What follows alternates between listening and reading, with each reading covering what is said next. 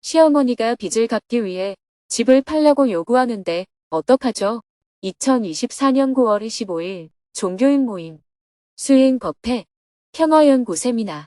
안녕하세요. 오늘은 민족의 화해와 평화를 위한 종교인 모임을 하는 날입니다. 스님은 새벽 수행과 명상을 마친 후 종교인 모임을 하기 위해 평화재단으로 향했습니다. 목사님, 신부님, 교무님, 주교님, 교령님이 모두 정토사회문화회관에 도착하자 다 함께 식사하며 모임을 시작했습니다. 식사를 마치고 평화재단 회의실로 자리를 이동하여 본격적으로 대화를 나누었습니다. 먼저 스님이 지난 한 달 동안 튀르키예 시리아 접경 지역과 부탄을 방문한 모습을 함께 영상으로 보았습니다. 영상을 보고 나서 목사님이 웃으며 말했습니다. 스님께서 새마을 운동을 새롭게 하고 계시군요.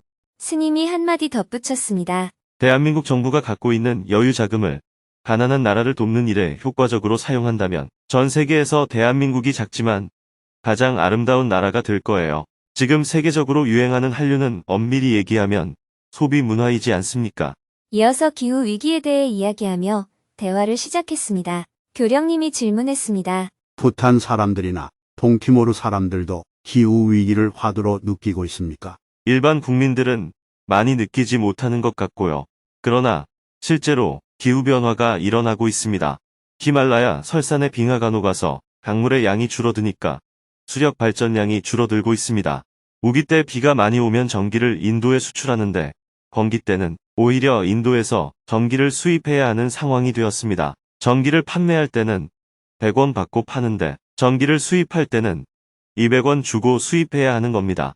얼마 지나지 않아서 전기 수출이 전혀 수입원이 되지 못할 수도 있습니다. 동티모르는 국가 전체가 식순환을 겪고 있습니다. 왜냐하면 기후위기로 비가 적게 오니까 산속에 샘이 다 말라버렸습니다. 그래서 제가 만난 사람은 샘을 살리는 운동을 하고 있었습니다. 스님의 해외 방문 일정에 대해 가볍게 대화를 나눈 후 다가오는 최재우 대신사 탄신 200주년 기념행사를 어떻게 준비할지 함께 의논했습니다. 최재우 대신사가 태어난 경주 일대와 동학의 경전이 집필된 남원 일대를 순례한 후 서울에서 대중이 참여하는 기념 심포지엄으로 마무리하는 것으로 프로그램 초안을 잡아보았습니다. 이에 대해 종교인분들이 다양한 의견을 이야기하고 프로그램을 조정했습니다. 특히 이번 기념행사를 한국 사회의 각계각층이 참석하는 대화마당으로 확대해보자는 의견들이 많이 나왔습니다. 이번 기회에 각 종교마다 후배들을 데려와서 함께 어울리는 자리를 마련해보면 어떨까요? 각계각층을 대표하는 사회 원로들도 초대해서 같이 대화를 나눠보면 좋겠습니다. 경주에 갔을 때는 경주의 지역사회 인사들과 대화 마당을 해보면 좋겠고, 남원에 갔을 때는 남원의 지역사회 인사들과 대화 마당을 가져보면 좋겠네요. 최재우 대신사 탄신 200주년을 기념하는 순례의 여정에 다양한 이웃 종교인들이 함께한다는 것 자체가 굉장한 의미가 있을 것 같습니다. 대신사의 뜻을 이어받아 종교 간의 화합을 실현하는 것이 되니까요. 최재우 대신사가 깨달은 내용도 중요하지만 어떤 시대적 배경 속에서 대신사가 그런 활동을 했는지도 매우 중요하다고 생각합니다. 그래서 저는 이번 순례를 통해 오늘을 살아가는 우리는 무엇에 목숨을 바쳐야 하는지에 대해 자기 성찰을 할 수 있었으면 좋겠어요. 최재우 대신사는 어떤 사회적 배경 속에서 어떤 가치에 목숨을 바쳤는가를 살펴보면 우리가 배울 수 있는 게 있지 않느냐는 겁니다.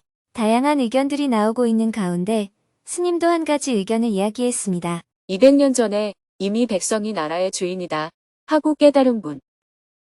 한 인간의 사상이란 결국 그가 자란 자연환경, 역사적, 사회적 배경 속에서 형성되는 것이라고 생각합니다.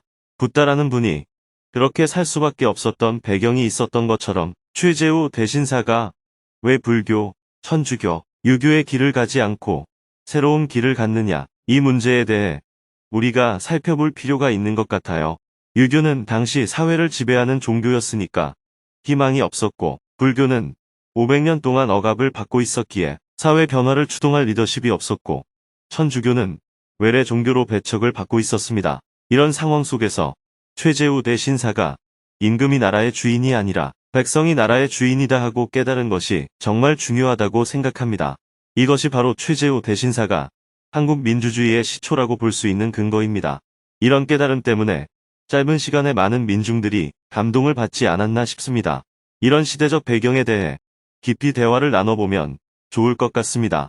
최재우 대신사 탄신 200주년 기념 순례에 대해 이야기를 하다 보니 2시간이 금방 지나갔습니다. 마지막으로 국제화해학회 세미나에서 종교 간의 대화를 어떤 프로그램으로 준비할지, 현 정부의 국정 운영에 대해 많은 국민들이 우려를 표하고 있는 점에 대해 어떤 대응을 해야 할지에 대해서는 짧게 의논을 하고 모임을 마쳤습니다. 스님은 종교인분들을 배웅한 후 수행법회 생방송을 하기 위해 서울 정토회관 방송실로 이동했습니다. 오전 10시부터는 정토회 회원들이 모두 화상회의 방에 입장한 가운데 수행법회 생방송을 시작했습니다. 먼저 지난 한 주 동안 정토회 회원들의 활동 모습을 영상으로 보았습니다. 이어서 스님이 지난 한 주 동안 북미 서부 순회 강연을 하고 온 모습을 영상으로 본 후 스님이 인사말을 했습니다.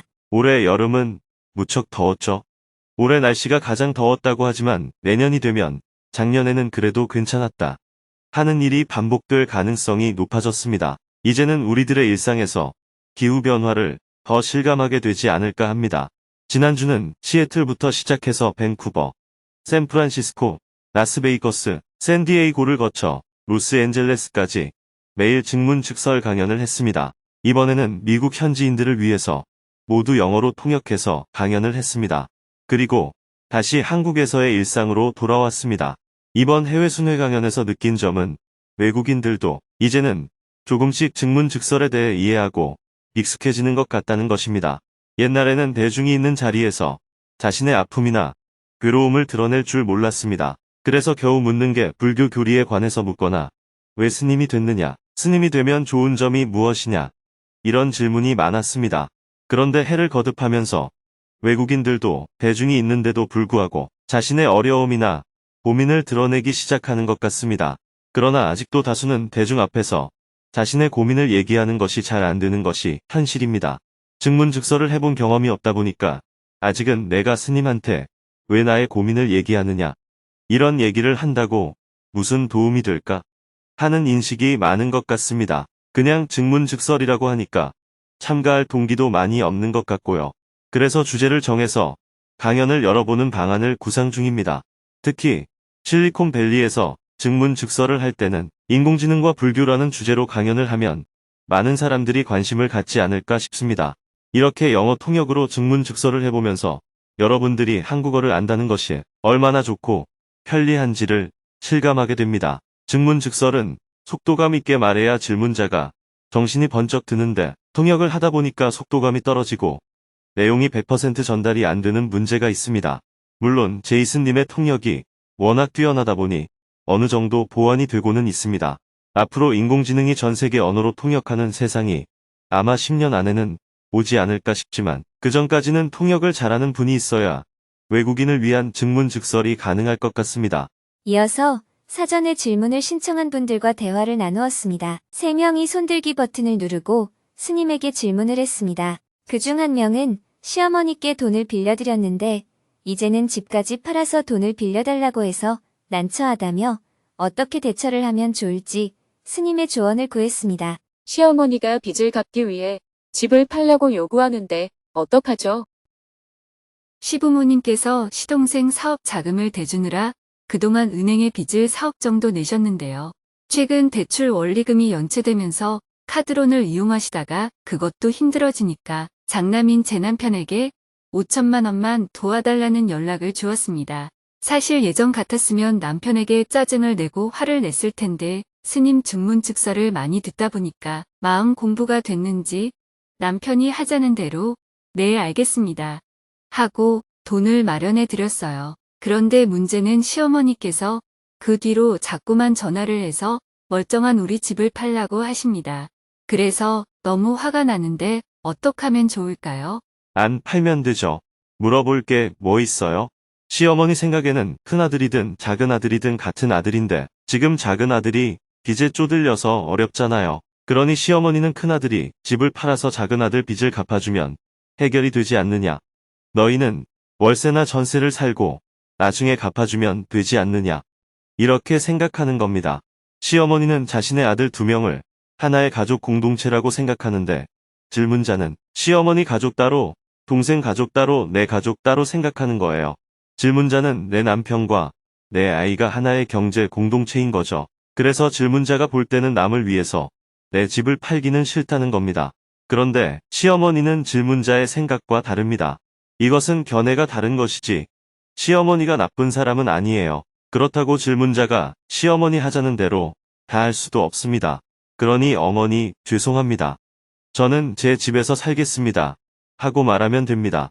그게 뭐 별일이라고 괴로워합니까? 질문자도 나중에 애를 낳아서 키워봐요. 큰애와 작은애가 있고 큰애는 잘 살고 작은애는 못 산다면 질문자가 생각할 때 있는 돈 없는 돈 모두 작은애한테 주지 않을까요? 왜냐하면 시어머니한테는 모두 하나의 경제 공동체이기 때문입니다. 예를 들어 설 명절에 엄마하고 아빠하고 자식 둘하고 같이 화투를 쳐서 돈을 따거나 잃었다고 합시다. 엄마나 아빠가 보기에는 큰애가 따든 작은애가 따든 아내가 따든 남편이 따든 그게 그 돈 아니에요? 주머니 안에 돈이 이리저리 간 것밖에 아니잖아요. 그래서 부모는 누가 따든 아무 문제가 없습니다. 그런데 형제는 동생이 따느냐, 형이 따느냐 하는 차이가 큽니다. 문제는 그 빚이 시동생 빚이 아니고 시부모님 집을 담보로 대출을 한 거라. 시부모님이 지금 그 빚을 빨리 안 갚으면 시부모님 집이 넘어갈 상황이거든요. 그런데 어머니께서는 그 집을 금매로 빨리 처분을 해서 빚을 해결하셔야 하는데 그냥 시세대로 내놓고 집이 안 팔린다고 계속 버티고 계시는 중입니다. 그리고 남편도 갑자기 저한테 우리 집을 팔고 재개발에 투자를 하면 어떻겠냐는 얘기를 합니다. 이런 경우에도 제가 남편에게 네, 알겠습니다. 이렇게 해야 되나요? 아니면 예전처럼 부부싸움을 해서 집안이 시끄럽게 해야 되나요? 집이 누구 명의로 돼 있어요? 원래 공동명의였다가 시댁에서 자꾸 예전부터 돈 문제로 부담을 주는 일이 있어서 제 명의로 돌려놨어요. 그런데 왜 싸워요? 내 명의로 되어 있으니까 싸울 필요가 없고 좋은 의견입니다. 그런데 저는 팔지 않겠습니다. 이렇게 말하면 되죠. 남편이 집을 팔자고 해도 네, 알겠습니다. 라고 안 해도 되나요? 당연하죠. 질문자가 소유한 집이니까요. 감사합니다. 제 말은 서로 싸우지 말라는 거예요. 시어머니가 돈을 달라고 해도 네, 알겠습니다. 돈이 필요한 건 알겠습니다. 그런데 저는 줄 형편이 못 됩니다 하고 말하면 됩니다. 남편이 집을 팔자고 하면 당신 뜻은 알겠는데 나는 팔고 싶지 않습니다. 하고 말하면 됩니다. 싸울 필요가 전혀 없습니다. 남편이 화를 내고 물건을 집어던지면 그래, 당신 입장에서는 충분히 화날 만하다. 그런데 나는 애들도 있고 하니까 집은 못 팔겠다. 이렇게 말하면 됩니다. 남편은 시어머니와 시동생이 자기 가족이니까 도와주고 싶은 겁니다. 그러니 남편의 의견에 당신 말에도 일리가 있다. 그렇게 하자.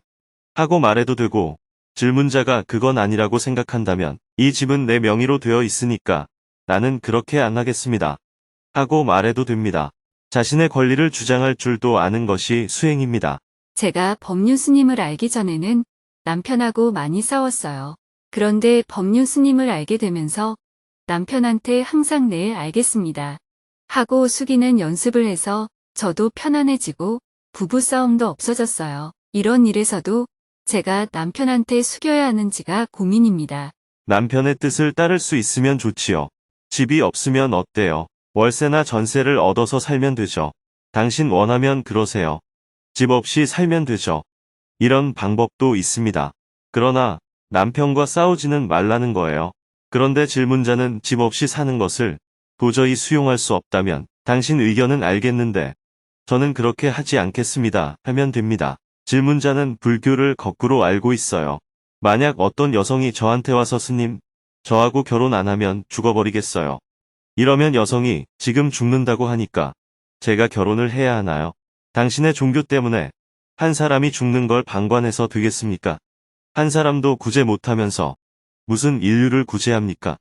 이렇게 질문하면 어떻게 할래요? 사실 5천만 원도 시어머니가 울면서 죽고 싶다고 하셔서 그냥 도와드리게 된 거였거든요.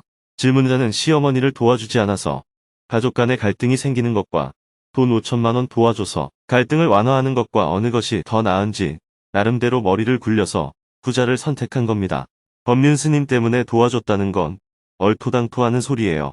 어떤 여자가 결혼해주지 않으면 죽는다고 할 때도 내 속에 결혼하고 싶은 욕구가 있어서 결혼하는 것이지, 이 여자가 죽는다고 해서 할 수 없이 결혼했습니다. 이렇게 얘기하면 안 됩니다. 나에게 그런 욕구가 있는데 결혼해서 생기는 세상의 비난을 감수하고서라도 결혼을 하는 게 더 낫겠다고 생각해서 내가 결정한 겁니다. 시어머니와 남편이 너무 간절히 원하니까 5천만 원 정도는 손실을 보더라도 도와주기로 한 거예요. 그런데 집은 몇 억이나 되니까 그렇게는 못하겠다고 하는 겁니다. 이렇게 이해득 씨를 따지고 있는 거예요. 질문자가 예해도 아무 문제 없어요. 5천만 원의 예해도 되고 5억의 예해도 되고 50억의 예해도 됩니다. 반대로 아니요 해도 됩니다. 그런데 어떤 경우에도 상대는 나쁘고 나는 옳다고 생각하면 안 됩니다. 그 이상은 도와줄 수 없다고 생각하면 도와주지 않으면 됩니다. 그건 질문자의 권리입니다. 부처님은 남을 때리거나 죽이거나 물건을 뺏거나 훔치거나 성추행하거나 성폭행하거나 거짓말하거나 욕설하거나 술 먹고 취해서 남을 괴롭히지 말라고 했지, 남이 나한테 뭘 달라고 할 때 안 줬다고 해서 내가 죄인이 되는 건 아닙니다. 주고 안 주고는 내가 선택하는 거예요. 그러니 남편하고 싸우지는 마세요. 그들이 도와달라고 하는 심정은 충분히 이해할 수 있는 일이에요. 심정은 이해하면서 나는 도와주지 않으면 됩니다. 시어머니는 자식을 포함한 한 가족의 입장에서 얘기하는 것이고, 나는 내 가족의 관점에서 얘기하는 것이니까 입장이 서로 다를 뿐입니다. 시어머니가 틀린 것도 아니고 내가 옳은 것도 아닙니다. 어머니가 옳고 내가 틀린 것도 아닙니다. 서로 견해가 다를 뿐입니다. 시어머니의 견해에 맞춰줄 수 있으면 맞춰주고, 못 맞추면 어머니 죄송합니다. 저는 그렇게 못하겠습니다. 라고 말하면 됩니다. 안 해도 된다는 뜻이 아니라 해도 되고 안 해도 되는 것 중에서 나는 안 하는 쪽을 선택할 수 있다는 뜻입니다. 그런데 질문자는 이 대화가 끝나고 남편에게 가서 법륜 스님한테 물어보니 어머니 말을 안 들어도 된다고 합니다. 라는 식으로 말할 위험이 매우 커요. 그렇게 무책임하게 남에게 책임을 떠넘기면 안 됩니다. 법륜 스님이 주라고 해서 줬다 라고 하거나 법륜 스님이 주지 말라고 해서 안 줬다 라고 하는 것은 아직도 부처님의 가르침을 제대로 모르는 자세라고 할 수 있습니다. 주는 것도 내가 결정하고 안 주는 것도 내가 결정하는 것입니다. 이 경우는 내가 가진 것을 주는 것이기 때문에 주고 안 주고를 내가 결정하면 됩니다. 안 주면 당연히 욕을 먹고 부부 사이에 갈등도 생기지요. 시어머니로부터 비난도 받지요. 그게 더 중요한지 5천만 원이 더 중요한지 선택하면 됩니다. 5천만 원 버리고 비난과 갈등을 피하는 게 낫겠다 라고 결정을 하거나, 비난을 받으면 받았지 집을 파는 건 안 된다 라고 결정을 하거나 질문자가 결정하면 됩니다. 아무리 시어머니가 비난하고 부부 관계가 나빠지고 남편이 난리를 피워도 나는 자식을 키워야 하기 때문에 그건 안 됩니다. 죄송합니다 하고 말해도 됩니다. 반대로 돈이 뭐 중요합니까? 가족관계가 더 중요하죠. 그러니 집을 팔 테니 그 돈으로 빚을 갚으세요. 이렇게 말해도 됩니다. 어떤 길을 선택할지는 질문자가 결정하면 됩니다. 정해진 법은 없어요. 잘 알겠습니다. 감사합니다. 돈을 준 것도 질문자가 결정한 것이고 돈을 안 주는 것도 질문자가 결정하는 것입니다. 스님의 얘기하고는 아무 관계가 없습니다. 스님의 얘기는 주고 안 주고는 질문자가 알아서 해라는 겁니다.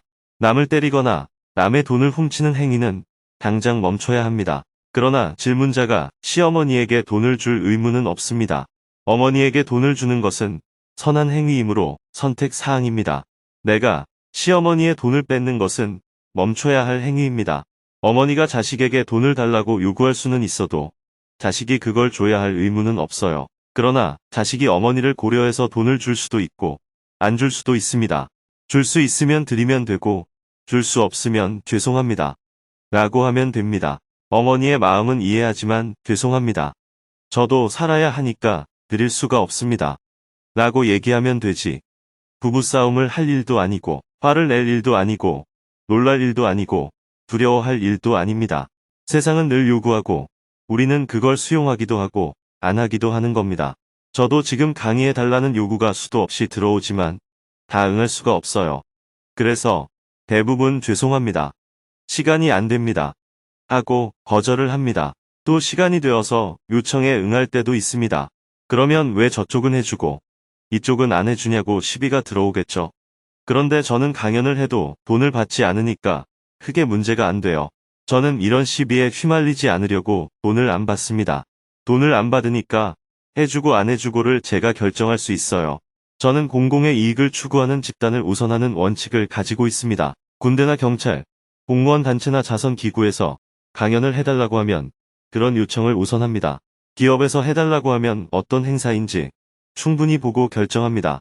어차피 강연을 하는 것이라면 많은 대중에게 이익을 줘야 하니까 10여 명 규모보다는 100여 명 규모의 행사로 결정합니다. 이런 원칙을 가지고 제 시간을 고려하여 결정을 하거든요. 질문이라도 5천만 원까지는 드릴 수 있고 그 이상은 안 된다. 있는 돈을 드리는 건 되지만 집을 팔아야 하는 건 안 된다. 이런 식으로 자기 나름대로 원칙을 정해서 대응하면 됩니다. 놀랄 일도 아니고 시어머니가 잘못한 일도 아니고 남편이 잘못한 일도 아닙니다. 사람은 각자 이해관계를 갖고 말할 뿐입니다. 집이 내 명의로 되어 있으니 그 처분에 대한 결정은 내 권리잖아요. 내 권리를 어떻게 행사할 건지는 내가 결정하면 됩니다. 감사합니다. 계속해서 질문들이 이어졌습니다. 엄마의 몸이 안 아팠으면 하는 마음이 굉장히 큽니다. 마음을 어떻게 가져야 할까요? 부처님은 신과 인간의 모든 굴레로부터 벗어났다고 하는데 신의 굴레는 무엇을 의미하나요? 1시간 동안 증문즉서를 한 후 11시가 넘어서 생방송을 마쳤습니다. 방송실을 나온 스님은 다시 정토사회문화회관으로 이동했습니다. 11시 30분에는 평화재단의 손님들이 찾아와서 스님과 오찬을 함께하며 대화를 나누었습니다. 손님들과 많은 이야기를 나눈 후 오후 1시가 넘어서 평화재단 연구 세미나에 참석했습니다. 이번 달 세미나 주제는 한국시민운동의 현황과 과제, 세계시민운동의 미래입니다. 이태호 참여연대 평화군축센터 소장님이 3시간 동안 열정적으로 강의를 해주었습니다. 스님은 강당 맨 뒷자리에 앉아 발표 내용을 경청했습니다. 시민운동이 다 망해가고 있느냐? 저는 그렇지 않다고 봅니다. 지난 5년간 촛불혁명 이후에 열린 공간에서 시민들은 자기 자리를 어떻게 찾을지 고민하고 있었습니다. 그런 와중에 정치의 중요성에 대해서 많이 깨달았기 때문에 정당으로 많이 들어갔습니다. 물론 팬덤 정치와 혐오 정치를 불러온 부작용도 많이 늘어나고 있지만 참여하는 시민들이 늘어나고 있다는 긍정적인 요인도 있었습니다. 무엇보다 사회의 변혁도 시민에게 달려있고 퇴행도 시민에게 달려있음을 더욱더 자각하는 시간이 촛불혁명 이후의 과정이라고 생각합니다. 특히 젊은 세대들이 기후운동과 페미니즘 운동을 통해 점점 더 주도적인 역할을 해나가기 시작했습니다. 시민사회가 위기 속에서도 재편되고 있으며 새로운 세대의 시민운동이 주류화되지 않았음에도 불구하고 점차적으로 그 영향력을 넓혀가고 있습니다. 이제는 사람과 지구를 함께 돌보는 연대를 해야 합니다. 사람이 우선이다. 피플 퍼스트를 구호로 내걸었던 시민운동이 이제 기후위기 시대에는 사람만이 아니라 사람과 비인간 존재까지도 우선하는 운동으로 나아가야 하는 것이죠. 기조 강연에 이어서 다양한 질문들이 이어졌습니다. 현 정부의 탄핵 가능성, 검찰 개혁의 실패에 대한 전망, 두 개의 국가론을 둘러싼 통일 논쟁 등 다양한 주제로 대화를 나눈 후 세미나를 모두 마쳤습니다. 스님은 열정적으로 강연을 해준 이태호 소장님과 인사를 나눈 후 회의실로 이동했습니다. 오후 4시부터는 평화재단 기획위원들과 평화재단 20주년 기념식을 비롯하여 평화재단의 사업 방향에 대해 2시간 동안 논의를 했습니다. 해가 저물고 저녁 7시 30분부터는 서울 정토회관 방송실에서 저녁반 회원들을 위한 수행법회 생방송을 했습니다. 저녁에도 3명이 사전에 질문을 신청하고 스님과 대화를 나누었습니다. 요양원 위탁 급식을 운영하고 있습니다. 기존 조리사와 신입 조리사 간의 갈등을 어떤 관점으로 바라봐야 할까요? 소비주의로 인해 환경오염과 기후위기를 비롯한 여러 가지 문제가 발생하고 있습니다. 극복하기 위한 실천활동이 부처님의 가르침과 어떻게 연관이 되나요? 돌아가신 아버지의 납골당 이동, 작년에 새로 만난 사람과의 어려움, 아들의 코로나 이후 일상 부적응 때문에 걱정입니다. 대화를 마치고 나서 스님이 닿는 말씀을 했습니다. 사람이 살다 보면 가족이 죽는 일도 일어나고 헤어지는 일도 생겨나고 비난받는 일도 발생하고 사업이 망하기도 하고 몸을 다치기도 하고 나날이 어떤 일들이 일어납니다. 이런 일이 안 일어났으면 좋겠다고 생각하니까 재앙이 닥쳤다고 받아들이게 되는 겁니다. 그러나 이게 인생이라고 생각하면 사계절이 오듯이 그냥 이런 일 저런 일이 일어날 뿐이에요. 이런 일이 생기면 이렇게, 저런 일이 생기면 저렇게 대처하며 살아가면 됩니다. 이런 관점을 가지면 인생이 자유로워집니다. 아무 일도 안 일어나기를 원하는 것은 해탈과 열반의 길이 아닙니다. 어떤 일이 일어나든 별로 구애를 받지 않는 것이 해탈과 열반의 길입니다. 그런 관점에서 조금 더 열린 마음을 갖고 자유롭게 살아가시길 바랍니다. 괴로움이 없고 세상에 보탬이 되는 삶. 아무리 바빠도 여유를 가져야 합니다. 검소하게 살면 재정적인 여유가 생기고 마음을 넓게 가지면 정신적인 여유가 생깁니다. 여유가 생기면 어려운 사람을 위해 재정적인 지원도 할 수 있고 봉사도 할 수 있습니다. 괴로움 없이 자유롭게 살고 세상에 보탬이 되는 일을 하는 사람이 수행자입니다. 이것을 대승불교에서는 상구보리 하화중생이라고 합니다. 여러분 모두 수행자의 길을 갔으면 좋겠습니다. 생방송을 마치고 나니 밤 9시가 넘었습니다. 내일은 평화재단에서 북한 전문가들과 조찬 모임을 한 후 오후에는 외부에서 사회 인사들과 미팅을 할 예정입니다.